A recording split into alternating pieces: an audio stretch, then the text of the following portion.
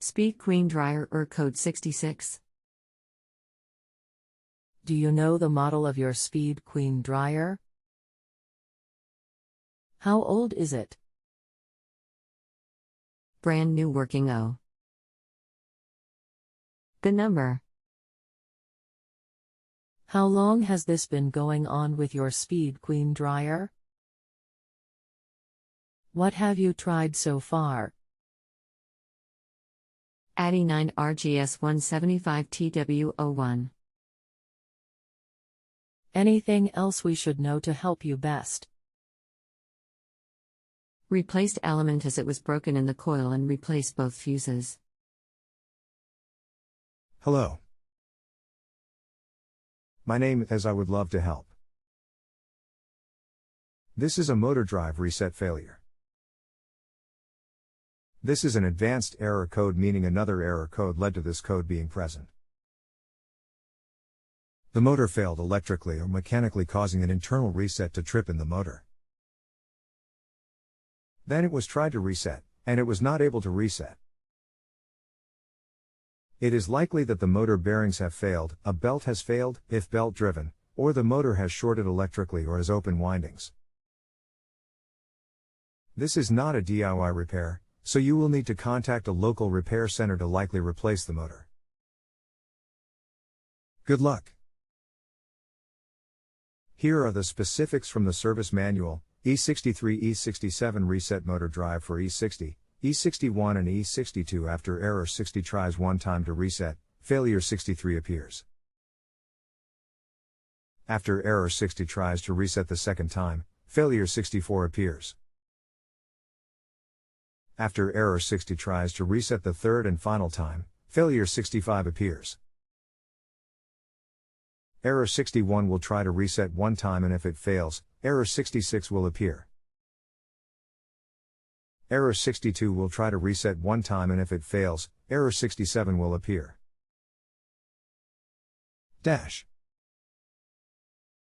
The dryer ran but without heat while plugged in with broken element, plugged in new element, and got the code first try. I didn't get any of the 60, 63 or 64 codes, it went right to 66 and that's all. Maybe it is a wiring issue then? That code is pretty specific to the motor, so either there is a wiring issue, or there is a control board issue in sensing the code. That code cannot be anything else except a motor issue. Maybe the element burned up because of low airflow because of a motor fault? That would be my best guess without actually seeing it. When the dryer was running without heat, there was no error codes. It ran as normal, just didn't heat. Is there a way to test the motor? Not really the bearings without special tools, but you can check it electrically with a ohmmeter. L1 to L2 should be a low impedance resistance, typically less than 50 ohms and greater than 1 ohm. Not zero or not all open line. If there's a capacitor on the motor, it can be checked for the actual MFD reading VS rated, and if it doesn't meet the tolerances, then it should be replaced as well. Honestly, it sounds like maybe a wiring issue from a previous repair if it wasn't related to the original problem. But it has to be a motor issue or a control board issue, because that code is very specific. It is probably best to have a qualified guy come take a look. There is only so much we can do remotely.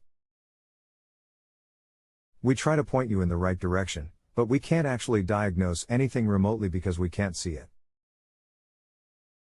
You can also check L1 and L2 to ground and you should have all, but if the breaker isn't tripping, then this is really just a checking all the boxes type of test.